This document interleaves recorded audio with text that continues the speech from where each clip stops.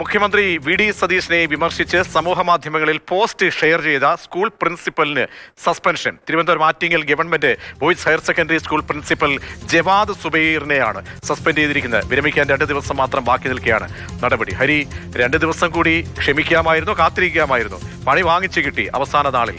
എന്താണ് സംഭവം? അതെ. ഈ മുഖ്യമന്ത്രിയുടെ ചിത്രം പരിഹാസപരമായി ഷെയർ ചെയ്തു എന്നുള്ളതാണ് ഈ അധ്യാപകൻ ചെയ്ത തെറ്റ് എന്ന് പറയുന്നത്.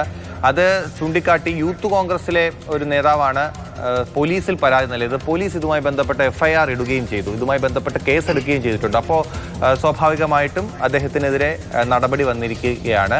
ഇതുമായി ബന്ധപ്പെട്ട് ഞാൻ അധ്യാപകനെ, പ്രിൻസിപ്പലിനെ ഫോണിൽ വിളിച്ചിരുന്നു. ഇതുമായി ബന്ധപ്പെട്ട് എന്തെങ്കിലും പ്രതികരിക്കാനുണ്ടോ എന്ന് അദ്ദേഹത്തോട് ചോദിച്ചിരുന്നു. പക്ഷേ അദ്ദേഹം ഇതുമായി ബന്ധപ്പെട്ട് പ്രതികരിക്കാനില്ല എന്നുള്ള മറുപടിയാണ് നൽകിയത്. മറ്റ് അധ്യാപകരുടെ അടുത്ത് സംസാരിക്കുമ്പോൾ ഇത് വൈരാഗ്യ നടപടിയാണ് എന്നുള്ള കാര്യം ആരോപിക്കുന്നുണ്ട്. മാത്രമല്ല 2 ദിവസം കൂടിയേ ഉള്ളൂ ഇദ്ദേഹം സർവീസിൽ നിന്ന് വിരമിക്കുന്നതിന് വേണ്ടിയിട്ട്. അതിനു മുമ്പ് ഇങ്ങനെ ഒരു നടപടി വരുമ്പോൾ അതിൽ കൂടുതൽ പ്രതികരിച്ച് വഷളാക്കണ്ട എന്നുള്ളതായിരിക്കാം പ്രിൻസിപ്പൽ പ്രതികരിക്കാൻ തയ്യാറാകാത്തത്. ഒരു കാര്യം കൂടി ഇതിനോടൊപ്പം പറയാം. മുൻപ് പിണറായി വിജയൻ മുഖ്യമന്ത്രി ആയിരുന്നപ്പോൾ മുഖ്യമന്ത്രിക്കെതിരെ സമൂഹ മാധ്യമങ്ങളിലൊക്കെ വിമർശനം ഉന്നയിക്കുമ്പോൾ നടപടി നേരിട്ട ഒരു സമയമുണ്ടായിരുന്നു. അന്ന് പ്രതിപക്ഷ നേതാവായിരുന്ന വി.ഡി. സതീശൻ അതിനെയൊക്കെ വിമർശിച്ചിരുന്നു. പക്ഷേ ഇന്ന് വി.ഡി. സതീശനാണ് കേരളത്തിന്റെ മുഖ്യമന്ത്രി. മുഖ്യമന്ത്രിക്കെതിരെ വിമർശനം എന്നതിലുപരി അത് അതിര് കടന്നു എന്നുള്ളത് കണ്ടെത്തിയത് കൊണ്ടാണ് പോലീസിന്റെ ഭാഗത്തുനിന്ന് കേസെടുത്തിരിക്കുന്നതും ഇപ്പോൾ സസ്പെൻഷൻ നടപടികളിലേക്ക് കടന്നിരിക്കുന്നത്. തീർച്ചയായും. അപ്പോൾ വിമർശനം ഉന്നയിക്കാമോ ഇല്ലയോ എന്ന് ചോദിച്ചാൽ 2 രീതിയിൽ കാണേണ്ടി വരും. സർവീസിലിരിക്കുന്ന ഒരു വ്യക്തിയാണ്.